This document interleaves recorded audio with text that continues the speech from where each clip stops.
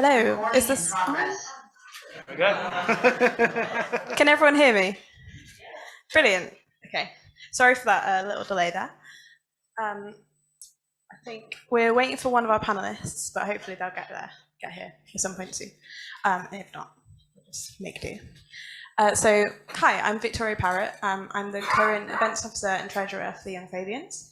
For those of you who aren't aware, the Young Fabians are the under 31s of the Fabian Society. We're the only think tank in the UK run by and for young people. And I'd like to thank the Fabians today for allowing Young Fabians to take the reins on this issue of intergenerational fairness. There can be a temptation within politics to use generational divides for political gain, and a lessened youth vote makes it tempting to focus on appealing to older voters. Unlike most divisions, age is unique. Most of us will experience old age, and all of us were young once. While experiences of these ages will be vastly different across cultures, time periods, political eras, there's a clear uniting quality to age. We've all seen in recent years how Brexit, how cultural divisions between age groups can be stoked and used for political gain. I hope that today we can discuss an alternative to that division and a better way forward. So our panellists today will address whether older generations are benefiting at the expense of younger adults, what the left should be proposing to ensure financial security and well-being across generations, and how parties on the left across Europe can promote solidarity between generations while increasing voices. So now to introduce our brilliant panel for this session. So John Ashworth has been MP for Leicester South since 2011, and in 2016 became Shadow Secretary for Health. In November, Keir Starmer appointed John as Shadow Secretary for State for Work and Pensions. Catherine Foote, who hopefully will be joining us shortly, is the Director of Phoenix Insights, a new think tank that focuses on researching the way society responds to longer lives. Prior to this, Catherine was Director of Evidence at the Centre for Ageing. Jeevun Sandher is an economist researching equality and inequality and poverty at King's College London.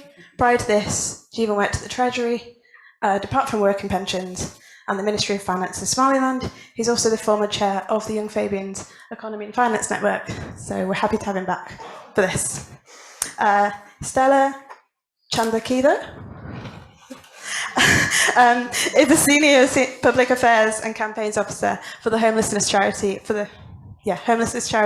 Crisis UK.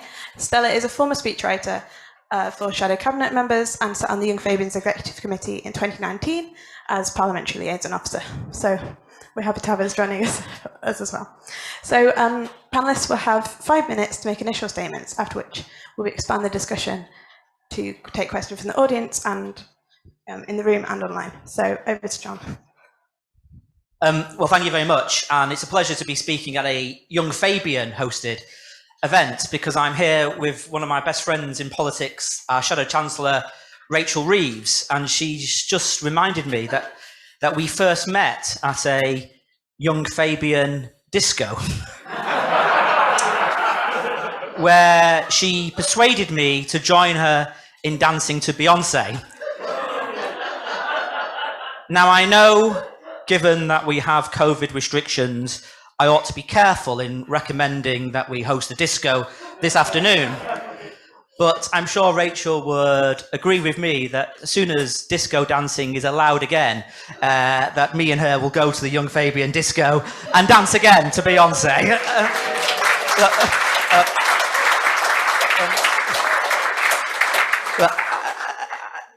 I just want to say a few remarks about the situation that we are facing, and I want to reject any attempt to pit one generation against another. I think COVID brought into sharp focus deep inequalities in society, which we all knew about as Fabians and as socialists, but which have come to the fore in a way in which they perhaps were not the topic of focus previously. We went into that COVID crisis with 4 million children in poverty, 500,000 of them in destitution, child poverty rising under the Conservatives, with 2 million pensioners in poverty, and actually pensioner poverty is increasing again and has been at the highest level that it's ever been now since 2008. We went into that crisis with deep income inequalities. We went into that crisis with deep inequalities in educational attainment, and we know as we went into that crisis that education, which tends to correlate with socioeconomic background, means that your wage progression at work is so much less if you've not had any formal education or university education. And we went into that crisis with poverty and deprivation and inequalities as such that we had immense health inequalities. Indeed, life expectancy was going backwards for some of the poorest in society for the first time pretty much since the war. So we had less resilience. Our people were less protected in that COVID pandemic, and it should have come as no surprise that our response as a country, notwithstanding the differences of when we should have been locked down at this point or that point and so on, is that we had such a poor response because of these deep inequalities in society and inequalities throughout the whole of society. And the cost of living crisis that we are now in is going to exacerbate these inequalities which COVID had already exploited. And then for over the next 12 months, you're going to see inequalities get worse. The universal credit has been cut by £20, and we were campaigning against that. And by the way, we didn't need Man United footballers to campaign against child poverty when we had a Labour government. It's not a badge of shame that they're campaigning against child poverty under a Tory government. Not only are we grappling with these rocketing fuel bills, and Rachel has outlined a very important package to help families and the poorest and those with middle incomes with their fuel bills, but also this April, because inflation is expected to hit 6%, and in benefits, including the pension, is going to go up by 3%. People are going to be hit hard again and going to see their income cut. And for those in work, they're going to suffer from a very punishing national insurance tax rise. So the argument I want to make is that we had these structural inequalities are hitting many different generations, and we need to think about how which we respond to them. But I also want to say that we are in a unique position as progressives who believe in the power of state intervention, because poverty and inequality is not self-correcting. You need the state to intervene. This is an important moment for us to make our arguments again with confidence, because there are structural changes coming in society, or forces in society, which are going to exacerbate these inequalities unless we act. Just very quickly, we know about climate change and biodiversity loss, but climate change and biodiversity loss is going to mean we're going to suffer more pandemics. We're in an era of pandemics. The reason I mention that in this context is not to make a health argument, or important though that is to make the point that if we are hit by more pandemics, that's obviously going to have an economic impact. And even if COVID becomes endemic, as indeed the chatter is at the moment, and we learn to live with COVID, it's going to impact on productivity in society if more and more people are catching an infectious disease. And even if they do not become severely ill from that infectious disease, they're going to have to isolate themselves. That's going to have an obvious impact on productivity if people are taken out of the labour market for significant periods throughout the year. And indeed, we could have other infectious diseases hitting us because climate change and biodiversity loss drives further pandemics. The second issue is technological advancement. Yes, technology can be important, and technology can be a great boon for productivity if we get it right. But if technology means a premium on those with the skills who are at best able to use that technology, you could see wage inequality widening further. And the third point I want to raise is the issue of ageing and longevity. We are, broadly speaking, all living longer. There's a 50% chance that a child born today will live to 100. The numbers of people who are above 60 as a cohort are getting bigger as well. Now, the challenge for us as progressives is to ensure that that longevity is shared equally across society, and it just does not become the benefit for the richer and the better off. Because we know life expectancy for the poorest has gone backwards, or indeed, if you are poor, you are likely to suffer ill health sooner, forcing you out of the labour market and reliant on support for a longer period of your life when others are living longer. So what does that mean? For me, it means fundamental reform of our social security system, which I want to develop and want to work with the Fabians on. And the reform of that social security system has to be based, I believe, on the three principles that Keir Starmer has outlined of respect, security and prosperity. So first of all, on respect. We have a system at the moment that willfully impoverishes people. We have a system at the moment which doesn't treat our elderly with the respect that they deserve. We have a system at the moment that pays people such poor wages in temporary work that they cannot create a home, a life, a future for themselves sufficiently. And we have a system at the moment which doesn't give people the dignity they deserve. Poverty humiliates. I grew up for periods of my life in poverty. It haunts you for the rest of your life. And we went into this crisis with stories of children rummaging in bins because they were hungry.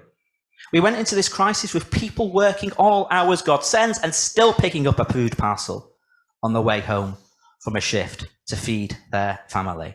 The system is not working, so we need fundamental reform of things like universal credit to alleviate and prevent poverty.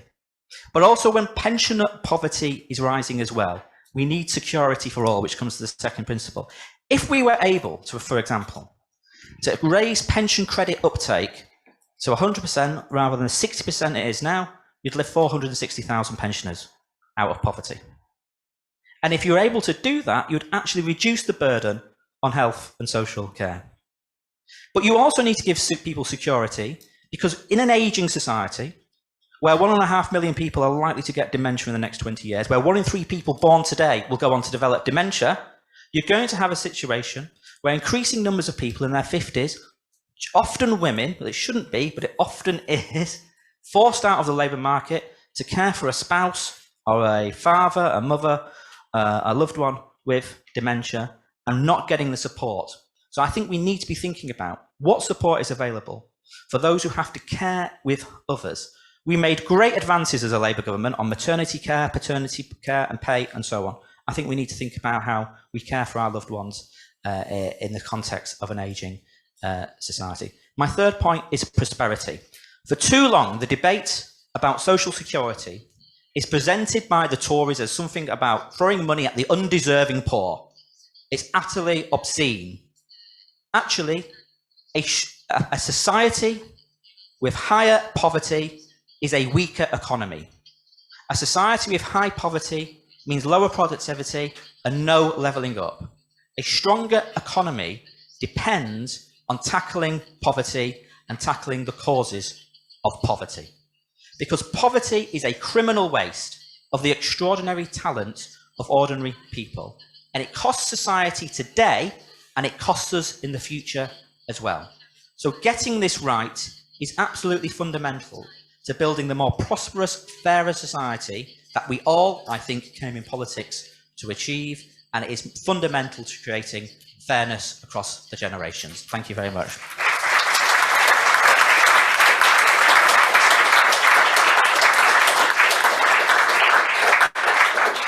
Thanks very much, John. I think it's really important how you've highlighted, especially not just the fact that obviously we do need to unite, and we don't want to have kind of such a generational divide in opinion of kind of the young versus the old, that kind of thing. But it's really important that I think as young people, we don't just look at old people as they're benefiting from everything, because there's so much inequality that you've mentioned in older people. And that's a really important issue that we have to deal with right now. So hopefully, I think we did have Catherine for a while on the screen. She's back. Okay. Hello. Brilliant. Sorry about that confusion earlier, Catherine.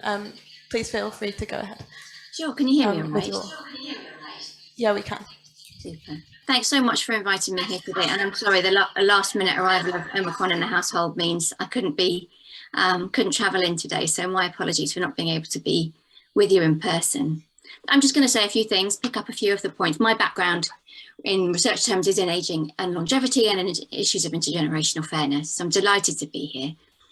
I first need to say is that, this basic concept of solidarity across the generations, the idea that people born at different times support each other in our society so that everybody gets to live a decent life. It's the absolute cornerstone, isn't it, of the welfare state. It's a welfare state that's all about redistributing across the life cycle, how we finance pensions and education, how we care for children and older people. It all hinges on intergenerational solidarity, it seems to me. And yet, of course, we're living at a time now where the average economic circumstances and prospects of people at younger ages is looking pretty precarious compared to the averages for older generations. And averages is an important point, as you just mentioned. There are people, wealth inequality, income inequality is much wider within generations than it is between generations. There's poverty at all ages.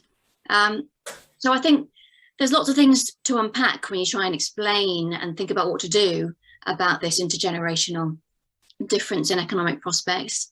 I think some of the most important ones are, for instance, obviously housing wealth and home ownership. And in terms, just to pick up on Jonathan's point about an agenda around, the future of social security for an aging population, let me just say that I think, one of the most critical and important things that the left needs to do in this country over the next couple of years in terms of intergenerational fairness is to try and make it acceptable to voters that we find ways through tax or other means to use housing wealth to support the costs of social care. It's been tried a couple of times in different ways. It always fails. It's always extremely unpopular, but we've got to break that cycle, I think, really critical. But it's also not just about housing wealth. It's not just about differences in home ownership. It's also, of course, about the transfer of risk from defined benefit systems, pension systems, an era where the employer held the risk for your later life income, to a world of defined contribution pensions where it's all on us to bear that risk of how much we're going to have to support us in later life, and many other things too. And this couldn't be more important, I don't think, this agenda. We saw earlier this week, the ONS, some of you may have seen, published its sort of annual update of population projections. And with that previous decade that we've had now of stalling life expectancy, girls born in 2020 are now expected to die 4.8 years earlier than was expected in 2012, and boys 4.5 years earlier. Lives are getting shorter, and if there's a clearer bellwether statistic for a failing system, for a society in decline, quite frankly, I certainly don't know it.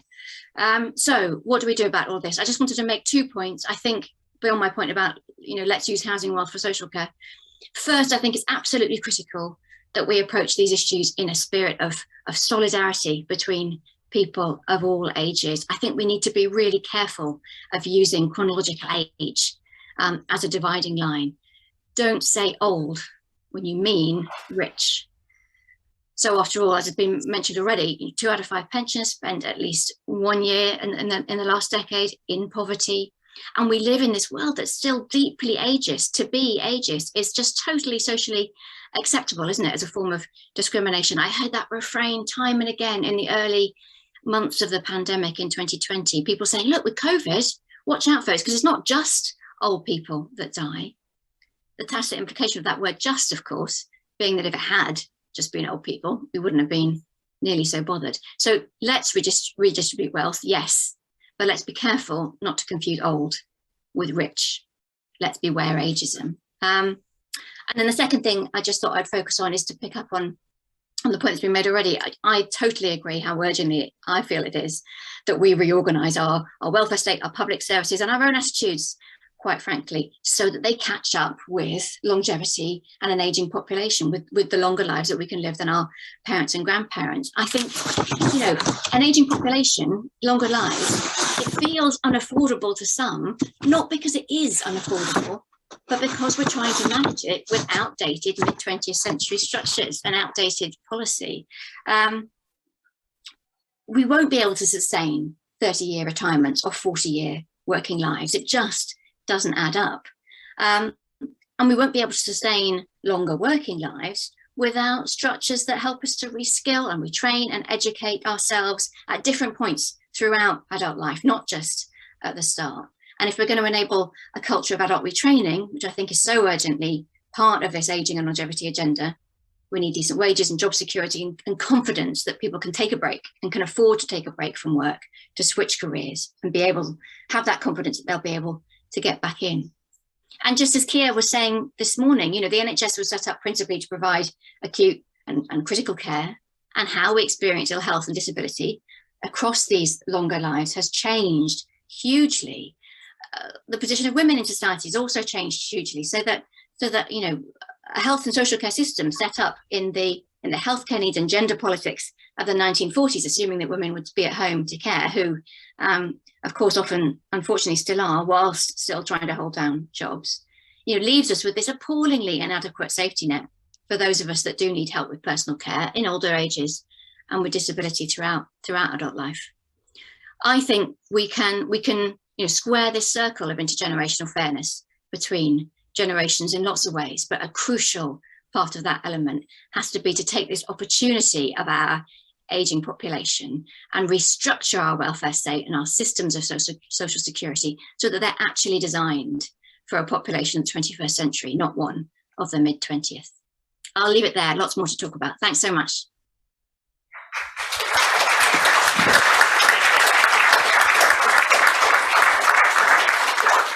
Thanks so much, Catherine. It's really great to have your insight on that, and I'm excited to have a further discussion about this. So just moving on to Jeevun Sandher. Good afternoon. It's wonderful to be here. As I think Victoria may have already covered to some extent, I'm an economist researching inequality at King's, and before that I was working on similar issues at the Treasury and at DWP. I was also in Somaliland, but the work there was, as you imagine, slightly different. And today, what I'm really going to cover is how my generation, our generation's shot at a decent life is more dependent on our parents than it has been before. So to start off with, to understand the plight of where we sit, we need to think what's happened and changed in our economy over the past 40 years. Before the 1980s, we had a situation where there were factories and industrial plants across this country with good jobs across this country. And then in the 1980s, things began to change. Technological change and trade meant those jobs were now taken by robots or shipped abroad. We have the former industrial areas which are now deprived because of that. And that meant there weren't good jobs available across this country. It meant that the divide came between high and low pay service sector jobs. It meant that we now live, for our generation, in a graduate takes all labor market, where we have to live in major cities to get good jobs and live decent lives. There is a divide within our generation between those of us who are moving graduates and those of us who are left behind. And who becomes a graduate and who becomes left behind? Well, a lot of that has to do with how rich our parents are. We know that for children to do well, they need a warm and nurturing environment with stimulating activities. But as Jonathan has said, for those children in poverty, they often don't get that.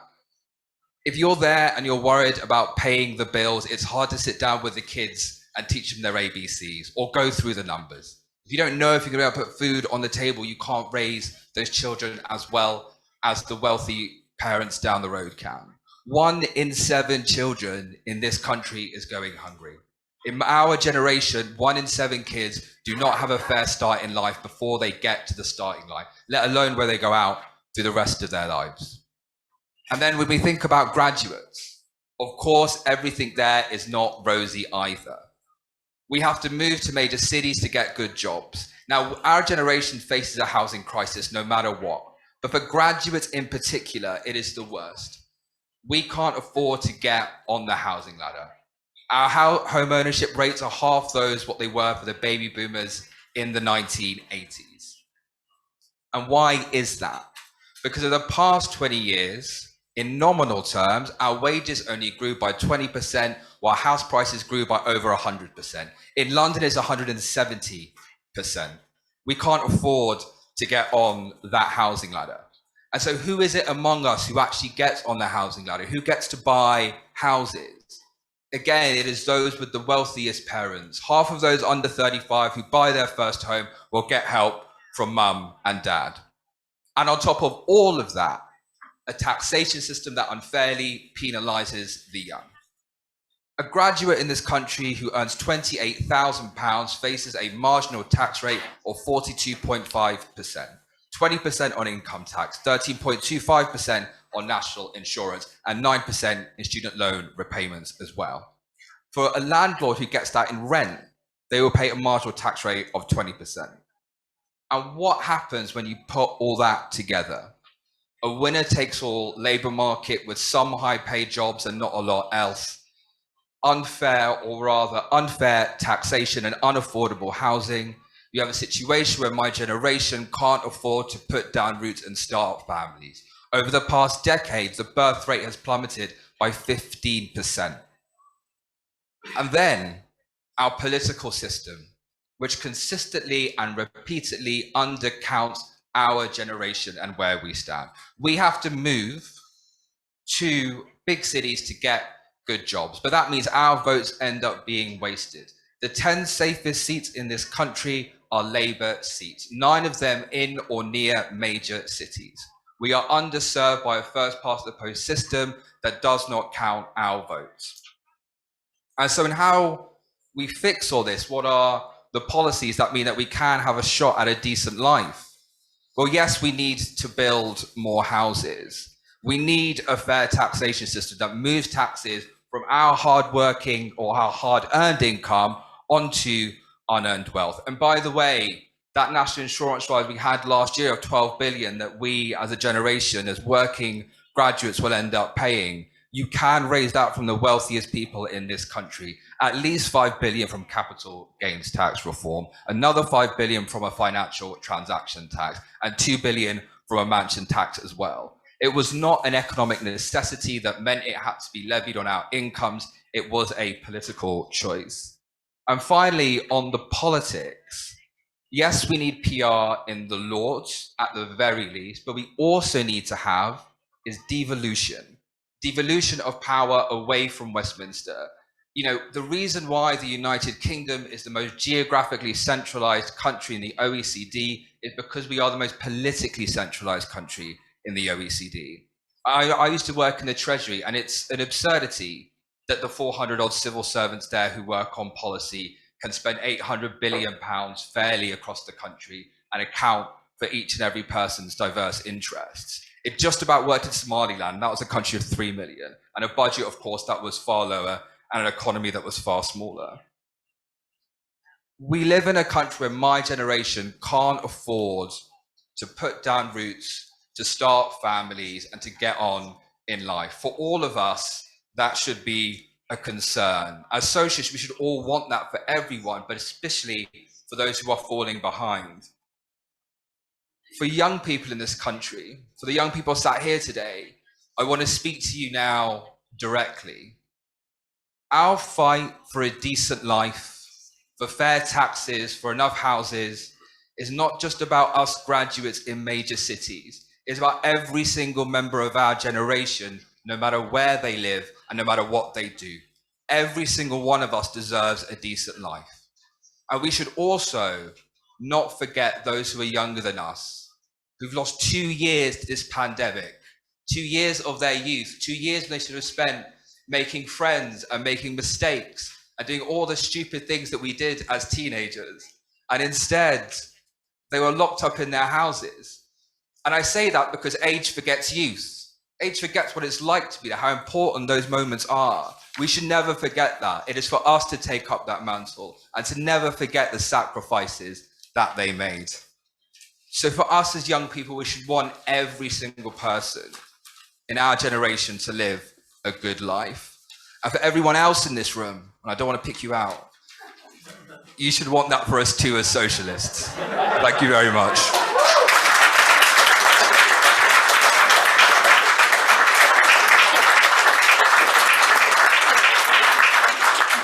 Thank you very much, Jeevun. Hard to disagree with anything you said there. I'm just going to pass on to Stella, our last speaker, before we'll take questions. Just to remind anyone in the audience or online to submit questions. If you're in the audience, obviously, just think of your questions and save them. But yeah, over to Stella. I have to warn the audience, I'm not an expert like everyone else on the panel. I was told to speak on this panel as a representative of young people under the age of 30. So that's what I'm going to do. Don't expect a lot of stats. You can Google those. So in 2020, I took a life-changing decision. Like a lot of people during the first lockdown, I spend a lot of time pondering my own existence. I spend a lot of time thinking about my life.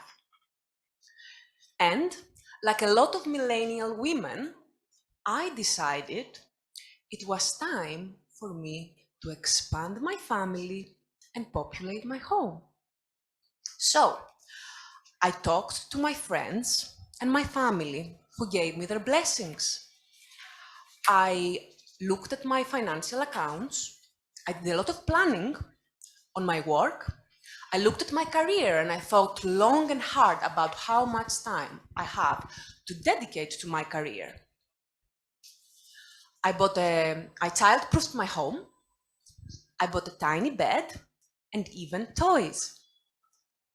And in September, I got a kitten. And I can reassure everyone in this room and Pope Francis, a cat is all I can afford at the moment. As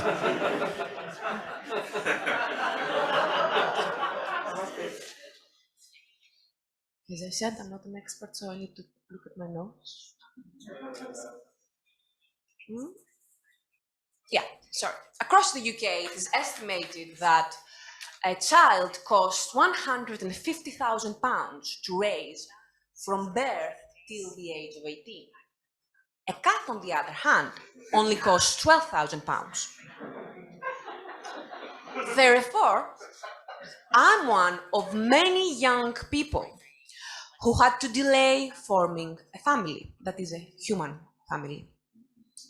Millennials, myself included, take poorly paid, insecure jobs and that barely cover our rent as an exchange for living in culturally exciting cities such as London. Outside of London, we see opportunity as limited and growth as barely there. At the same time, we look at older generations who have homes whose value has multiplied beyond what they paid, and who seem to us to be stuck in a zero-sum mindset, which means they are very resistant to the idea of more affordable homes being built. So, can we blame young people when they are resentful of older people, of the financial system, and of our political class when this is the way we treat them? We're riddled with debt, and savings are very, very hard to come by. We are spending over 1.5 times more as a proportion of our income on housing at the same age that boomers did. That makes sense. Yes. We also pay a lot more than previous generations at the same age for smaller spaces and for longer commutes. The fact that we have to rent forever means that basically if we want to have families, we are always in danger that we may have to be kicked out of our homes with only 2 months' notice, that our children may have to change schools when they don't want to, that we may have to live away from family and friends who perhaps would be able to help with childcare. So you see, our living conditions are perfectly appropriate for a pet, but frankly, this is not how many of us dreamed of raising our children. I despair for our generation because I believe we did everything right. I believe our intentions were pure, and yet we may be the first and only generation near guaranteed to end up poorer than our parents. We millennials rejected alcohol and drugs and embraced fitness. We graduated from university in record numbers. We sought stable jobs, and we also dreamed of meaningful jobs.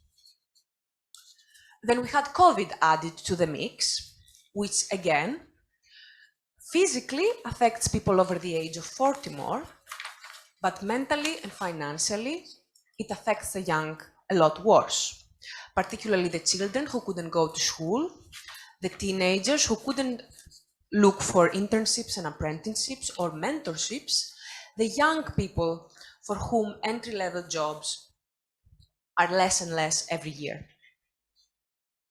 In short, at the moment, many of us are miserable. I have 3 solutions to propose. One, many of them are similar to what the other panelists said, and I think that there were some fantastic ideas. Firstly, I think that we need to advocate for more affordable housing, obviously. One suggestion to overcome NIMBY sentiments, that's not in my backyard, for those not on the internet, I envy you, is to have a radically localized democracy that allows individual streets to opt in to greater density by voting for it. Streets that voted for more density would become extremely valuable, so there would be a big incentive for people to vote for this. Just a thought. Secondly, scrap the benefits cap, boost benefits for working families, and make the life of working mothers as generous as possible. Without new humans, growth will slow and we will be less likely to reach for the stars, which is our goal. Incentivize the intimidated youth to step into adulthood. Thirdly, and most painfully, I'm going to whisper this, scrap the triple lock. No excuses. Spend more on children instead to drive growth. In the end, we will all be better off. I am in danger of sounding a bit trad. Again, I envy you if you don't know what that means. It means you are a normal person. But if we don't produce and if we stop reproducing altogether, there is only one direction, and that is downwards. Thank you.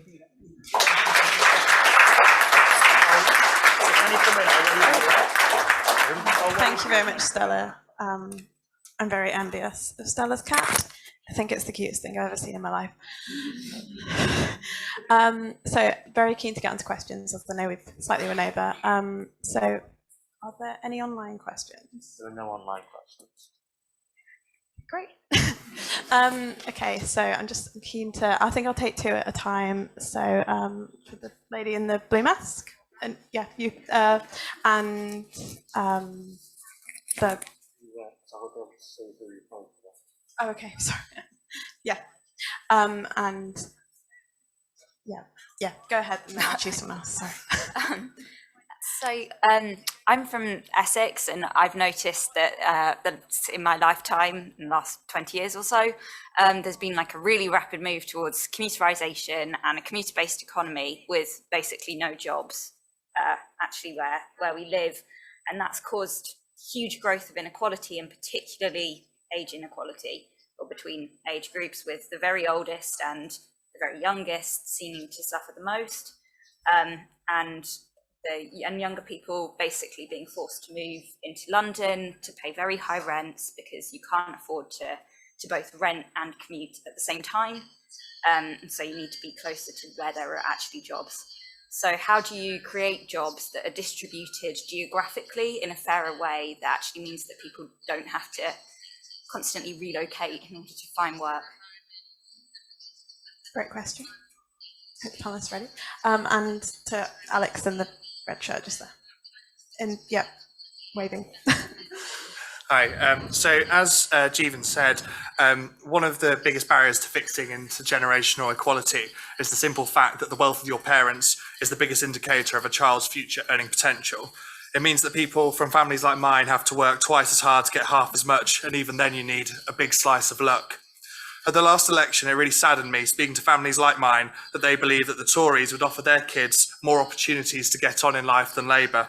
How can we reclaim that agenda and turn levelling up from an empty Tory slogan into a promise to young people across the country? Okay. I'll just go with those 2 for now, and then we'll hopefully be able to do a few more after that. John? Well, these are both questions in many ways get to the heart of the problem, although I should just say, in case there's any mischievous people reporting on this, I disagree with our friend Stella on the triple lock there, and I wouldn't want anyone to report that I sat on a platform and endorsed that. But,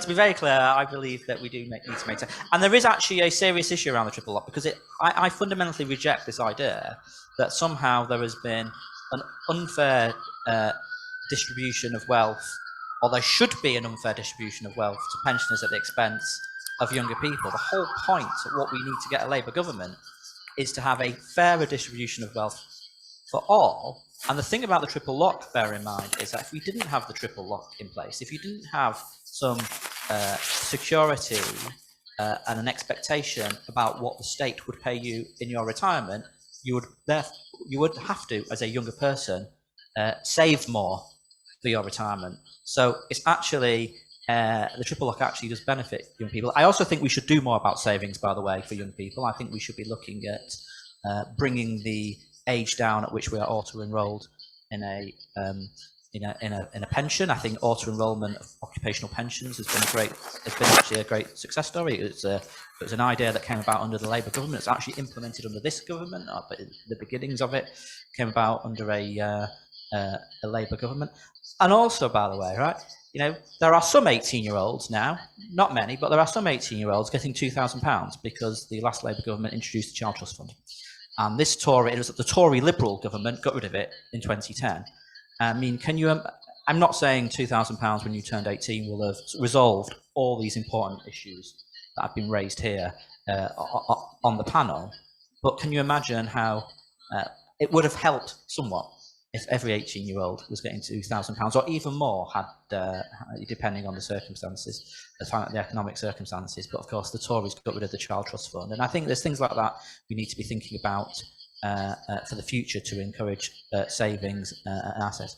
On the point about jobs, which is linked to both, I mean, I totally understand exactly this point that we're making, and it is the heart, isn't it, of the imbalances in the economy, which is why the big advance in investment in our green future, which Rachel outlined at the party conference in a brilliant speech, has to be fairly distributed across the country in a way in which brings good, well-paying jobs across the country.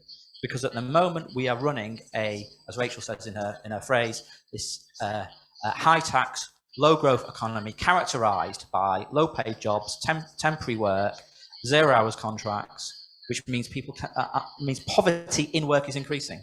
Yeah, I mean, the Tories will try to present poverty as the sort of feckless, undeserving poor who, the sort of, who refuse. Remember when George Osborne used to say the people who don't get out of bed in the morning, all that kind of stuff.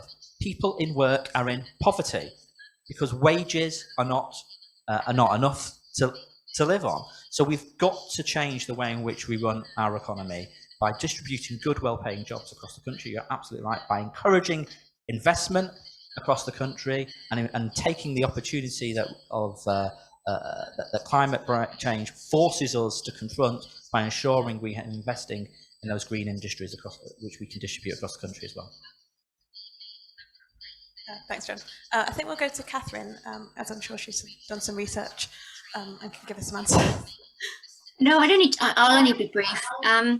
I just would say I'd absolutely echo that. I think for the second question, I think that I'm not a politician, so I don't know how to sell the story to voters. But I think the story for the left absolutely has to be about wages and workers and job security, and that's how you promise a bright future in a way that the right can't promise to today's young people. I think that's crucial, and I think housing's come up several times and is also, I think, echoed in some of those questions too. And I think a real answer for housing affordability and for our housing crisis, I think, is absolutely critical. Build more houses, as Jeevun said. Lots more to say, but I think Jeevun's probably much the most expert out of the two of us on this panel to answer those questions. Thanks, Catherine. Jeevun, did you want to add anything for those? I think basically let's address both by thinking about places and people, right? Because they are connected in that sense. And so you want to make better places across the country with decent jobs across the country, right? And this commute belt probably you have in Essex in particular is just an issue that's actually quite difficult. Like the effective size of London is big, and it's about to get a bit bigger post-COVID because people can now work flexibly with hybrid working. We know that like 80% of people want to spend at least one day in the office, but that also means commuting times are going to get a bit longer. So like there are going to be a lot more commuter towns outside of London as well.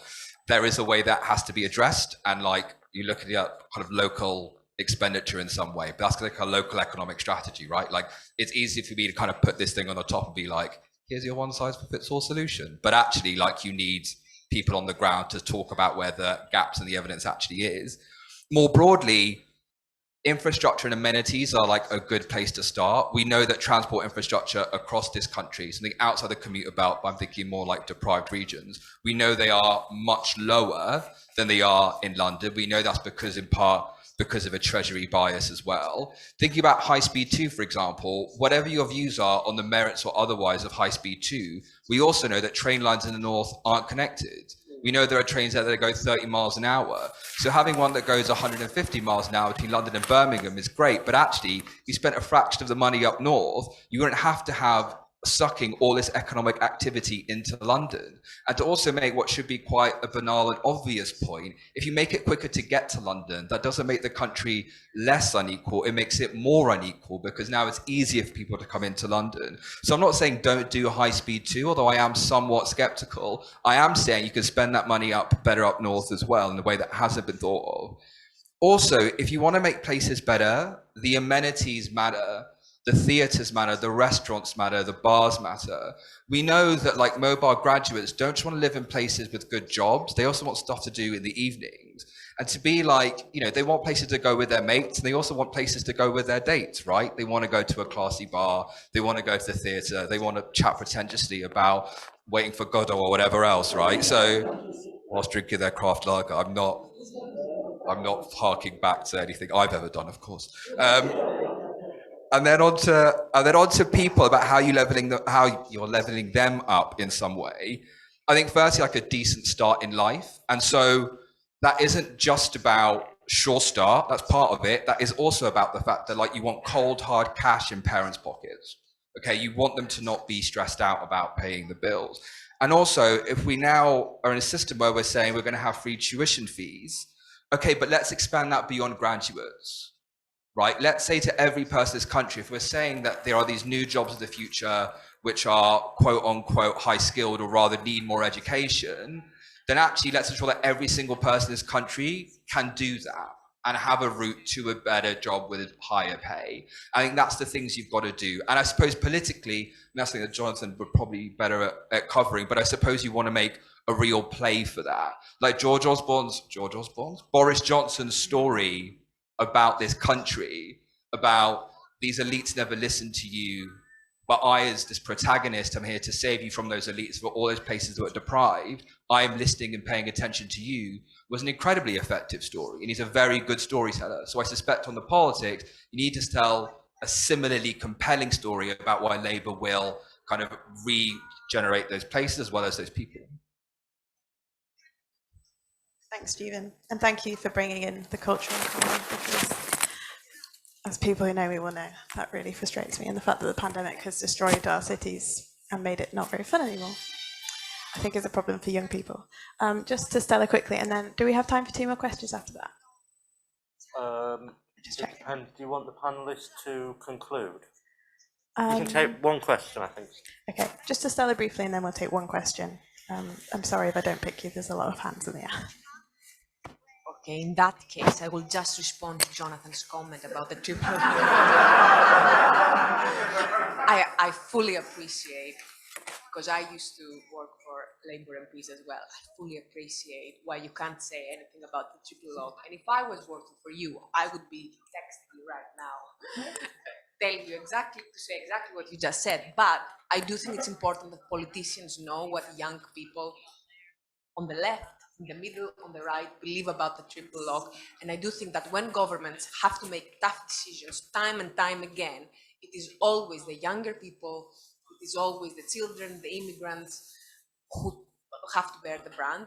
So I do think that from all of the tough decisions that have been taken, at least some of them at some point have to be on, as Catherine said, okay, not the older people, the rich people. Thanks, Stella. Okay, so I'm just gonna, this man over here in the grey top has had his hand up for a while, so we'll just take the final question from him. Thank you. Thank you. Can you hear me? Yep, that's better. Yeah, like Jeevun, I used to be a government employee, but I'm now actually receiving universal credit. Hats off to the campaign on £20, but I'm interested in your comment about fundamental reform. How is universal credit going to be fundamentally reformed, and what sort of impact does Treasury thinking and needs and requirements and priorities have on that?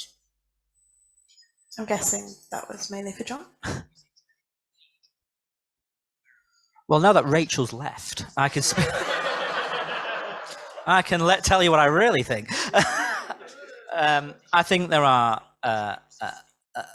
things which are utterly pernicious in that system. Things like the way in which people are forced to wait 5 weeks for a first payment and getting into absolute debt, and there is such hindrance and in that system. And I think there are. I mean, you can go on your phone right now and order something from Amazon, or even order some supermarket shopping right now on your phone, and it'll be at your doorstep by the time you get home. Yet the Department for Work and Pensions will tell you that they can't possibly change the system to ensure that people can get payments other than waiting for 5 weeks, or indeed that they have to wait. You have to have your payments done on a monthly basis. So there are a number of things that we are looking at. Johnny Reynolds, who did this role before me, and I've been building on his important work, was highlighting throughout the pandemic things like the utterly pernicious 2-child limit as well, the cap. So there's a whole series of things that we are looking at for the future of how we reform universal credit. Given that I think this is my last opportunity, I just want to say a couple of things on the point about jobs. The other thing I should have mentioned is childcare. Childcare is prohibitively expensive for so many families and prevents a number of people moving into decent paid work. So that is something we've got to think about. And in the context of an ageing society, we have to think about the way in which a number of people are forced out of the labour market. Actually, there was a report from PricewaterhouseCoopers, I don't know if it came out, well, probably must have come out last year. It won't have come out this year because we're still in January, aren't we? Which suggested that if you could raise the employment rate for those in their sort of 55 upwards, or give them the opportunity to move into the labour market, because I think there's something like 760,000 people around that age who do want to be in the labour market. They just want flexibility. If you could increase it to the levels of New Zealand, who are the best in the world, it would boost our economy by around 180 billion. So there are things that we need to be thinking about as well. Just a final point is that look, the Fabian Society in its early days and throughout its history has always been motivated by tackling the scourge, the scandal of poverty in its different forms, and that is something that why I'm very proud to be a member of the Fabians. I'm very proud to have this job as Labour's Work and Pensions spokesperson. There's lots of food banks in my constituency. Food poverty has worsened over these last 10 years of the Labour government. I've had to set up food banks in my constituency. I have nothing but admiration for those people who work in food banks and who donate to food banks. Many of my councillors, Labour Party members, help run the food banks. But to be frank, I want to be the Secretary of State for Work and Pensions who shuts down food banks. Not because I don't think they do a valuable job, but because there shouldn't be a demand for food banks in a civilised society. Thank you.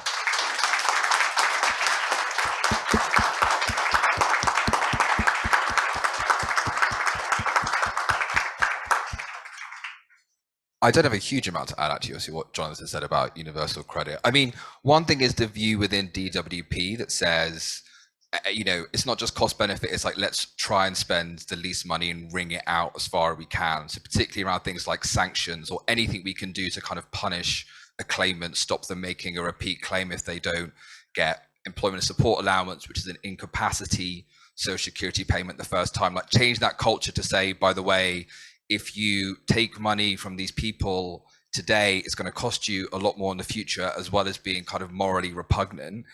One thing I would also kind of pick up on, which hasn't been mentioned today, but maybe talk about why universal credit is really effective, or can be really effective as an anti-poverty tool, and in particular contrasted with, you know, universal basic income. A lot of people say universal basic income, you will abolish poverty in some way. So there was a proposal by the Scottish government to have a universal basic income of £5,000 a parent and £3,000 a child, thereabouts. But if you add that up, that's 9 months of universal credit payments. So what you would do is you would give a lot of money to a lot of people who don't actually need it, whilst those who are the most deprived will end up losing out and missing out. So universal credit is a tool that can be used to eradicate and abolish poverty. And Jonathan, I really do hope you do that, by the way. I'm really backing you on this one. And like, no pressure or anything though, yeah? Day one or day two? No, but like, you know, day one, there we go, finished. Let's get it done. Thanks a lot, guys.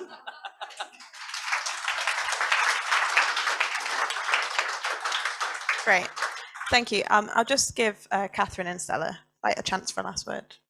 Okay, Catherine then.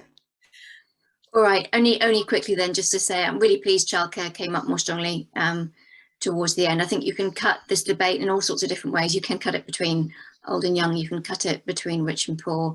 I think if there is a story that we perhaps haven't rested on quite as much as I might have hoped we would do, it's the story about women and the status of women in this debate. I think the people that bear the brunt of this intergenerational inequity and of longer lives in a society that doesn't suit them is women who bear the brunt of unpaid caring responsibilities, the impact of that on their working lives and their income. So I would just make a plea that when we're thinking about these unfairnesses and these differences and who's losing out and where we need to take action, we need to think about the young, we need to think about the old, but we also need to think about women. Hey, and men too, I'm sure.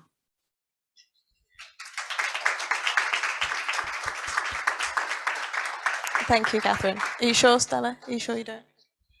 I think Jonathan will make a great Secretary of State for Work and Pensions.